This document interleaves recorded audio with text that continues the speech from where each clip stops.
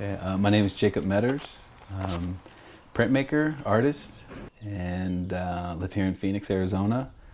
I'm also a member of the Mechoopda Indian tribe in Chico, California. Ever since I was a kid, I was making work. I was always making something.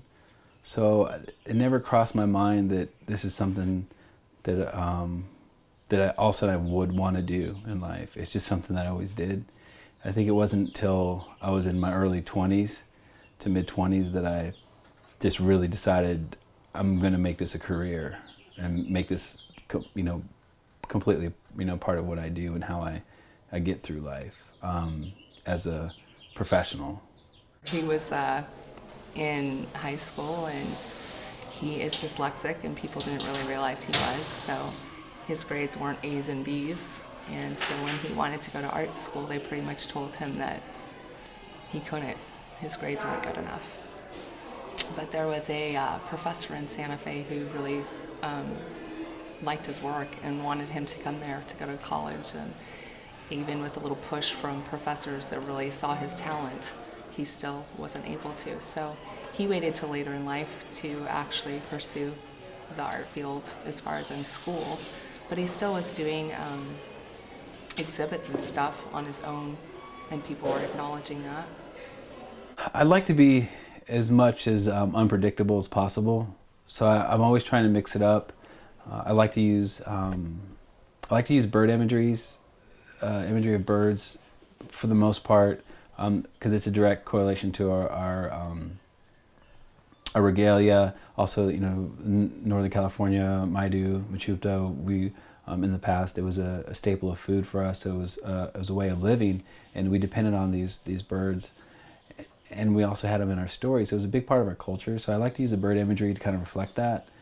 But that's just kind of one side of my work. I've tried to find different ways of incorporating humor and beauty into the conversation as well. And I feel like I'm always trying to keep people on their toes, like not always knowing exactly what my work is going to be like next. He has these wonderful paintings that he's done on blankets. They're traditional blankets, but then he paints on them and plays a lot with just in those cases it's not necessarily commentary. It actually is more the object is he's transforming the object, making kind of both pointing to tradition but also to something that's very alive. And that's what I would say with his work is I see it as it's always kind of searching for this a way to communicate what his experience is and what the experience of his people is here in this culture. So it really is. If you look at any culture, there's always something very beautiful about these different people throughout the world in different cultures, and there's always, no matter what, you run into almost anybody around the world, and I've met people from all over the place, and they still know how to laugh, and they still know how to joke, and they still get humor. And it opens up a conversation, it opens up an understanding, and to me, that's a great way of trying to engage in people, because it's not threatening. That people are more open to something beautiful. They're more open to something that's humorous, and it kind of relaxes you and lets your guard down, and you feel comfortable.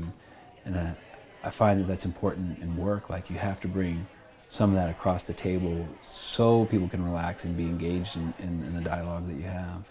I make work. And I do the things, and I have intentions and how I try to have dialogue directed and thought about, but I know that how I will be remembered I have no real control over. That it's going to be, people from the outside. It's the reflection of how people interpret my work over time. That will dictate that. So I'm not concerned with that. It's not something that's an objective of how I can be remembered. Yeah, he does that a lot.